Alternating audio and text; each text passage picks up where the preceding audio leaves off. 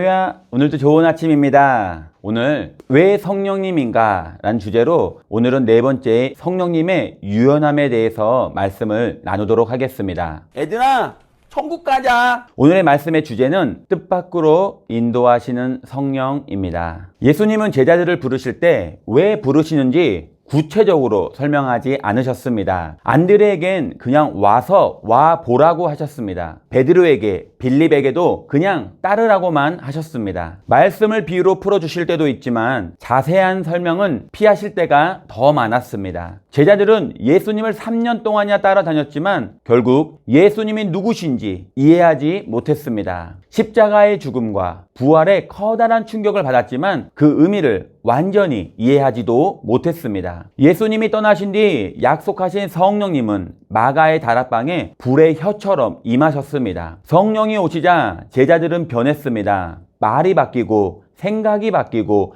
행동이 바뀌었습니다. 제자들은 강하고 담대해졌습니다. 변화된 제자들로 인해 수많은 사람들이 예수님을 주님으로 인정하고 영접하게 되었습니다. 그로 인하여 예루살렘에는 크리스천을 핍박하는 큰 소동이 일어났습니다. 사도 바울도 이 소동의 중심에서 크리스천을 박해했습니다. 크리스천을 박해하던 사울은 다메섹 도상에서 예수님을 만났고 바울이 되었습니다. 변화되기 전에도 바울은 하나님을 믿었고 예수님을 만난 뒤에도 하나님을 믿습니다. 그러나 예수님을 만난 뒤 바울은 영에 속한 사람이 되었습니다. 영에 속한 사람이 되면 예수님 안에 있는 성령의 법이 죄와 사망의 법으로부터 풀려나게 됩니다. 즉 성령 안에서 자유해지는 것입니다. 첫 번째로 성령님이 길을 막으실 때 우리는 순종해야 합니다. 사도행전 16장 6에서 7절에 보면 성령이 아시아에서 말씀을 전하지 못하게 하시거늘 그들이 부르기아와 갈라디아 땅으로 다녀가 무시아 앞에 이르러 비두니아로 가고자 했으되 예수의 영이 허락하지 아니하시는지라. 성령은 바울이 소아시아에서 말씀을 전하지 못하게 막으십니다. 바울은 부르기아, 갈라디아에 복음을 전한 뒤 비두니아에 복음을 전하러 가려고 했는데 성령이 막으신 것입니다. 사도행전의 저자 누가는 같은 구절 안에 복음을 전하러 가는 길을 막은 이가 한 번은 성령이고 한 번은 예수의 영이라고 표기합니다. 성령님은 왜 예수의 영이고 말씀의 영인데 그 말씀을 전하러 가는 것을 막으셨을까요? 먼저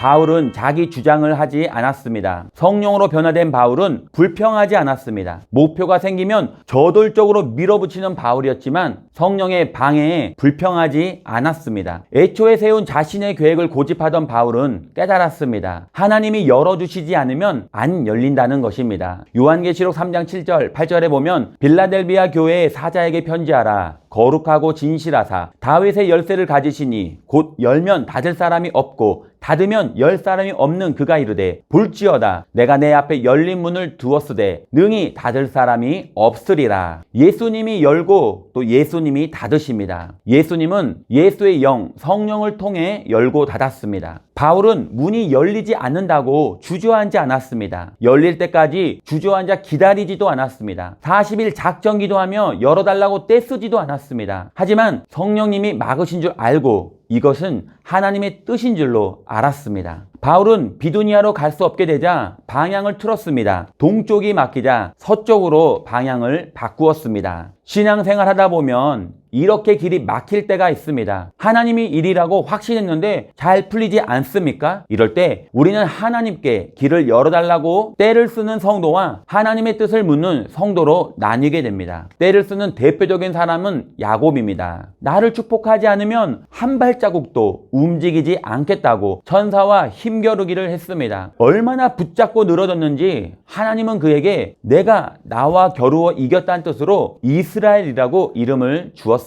하나님과 겨루어 이긴 결과가 무엇입니까? 환도뼈가 부러져 절뚝거리는 인생이 되었습니다. 발이 절뚝거리자 야곱은 더 이상 자기 마음대로 또 원하는 대로 달려가지 못합니다. 이것이 하나님의 축복이었습니다. 이삭은 야곱과 다르게 유연했습니다. 이삭은 우물을 파기만 하면 물이 나왔습니다. 수고해서 판 우물을 다른 족속이 싸움을 걸어오면 다툼을 피하고 빼앗겨 주었습니다. 이삭은 분쟁을 하지 않고 다른 곳으로 옮기고 또 옮겨 우물을 팠습니다. 손해보는 것을 택한 이삭은 주변 사람들이 보고 그가 하나님의 사람을 인정하게 되었습니다. 당신을 보니 하나님이 함께 하신 사람입니다. 그리고는 스스로 화해를 요청합니다. 이삭의 형통함을 보고 하나님의 살아계심을 깨달은 것입니다. 자신이 매달리지 않아도 하나님이 하시는 일에 순종하니 형통해졌습니다. 어느 성격이 좋고 나쁜 성격은 아닙니다. 성격이 다르지만 모든 체질을 만드시고 용도에 맞게 사용하시는 분은 하나님이십니다. 체질이 다른 사람끼리 다툼은 일어납니다. 바울과 바나바도 다른 체질이었고 다투었습니다. 그리고 모든 관계는 다툴 수밖에 없습니다. 부부간에도 부모 자식 간에도 다툼은 있습니다. 하나님의 뜻이 나와 다를 때, 하나님의 뜻에 갈등이 일어날 때 우리는 이해할 수 없지만 하나님의 계획하심을 믿고 순종해야 합니다. 길이 막혔을 때도 마찬가지입니다. 길이 막히면 어떻게 해야 할까요? 길을 막는 것은 사탄일 수도 있고 성령일 수도 있습니다. 길이 막히면 우리는 분별해야 합니다. 사탄이 방해하면 뚫고 지나가고 성령이 막으시면 우리는 순종해야 합니다. 이때 순종은 내 고집과 내 뜻을 버리고 내 생각과 내 집착을 내려놓는 것입니다. 바울은 비두니아로 가는 것을 포기하고 정반대 방향으로 여정을 수정합니다. 오늘도 성령님의 인도하심을 경험하는 복된 하루가 되시기를, 성령님의 인도하심에 즉각 순종하는 복된 하루 되시기를 예수님의 이름으로 축원드립니다.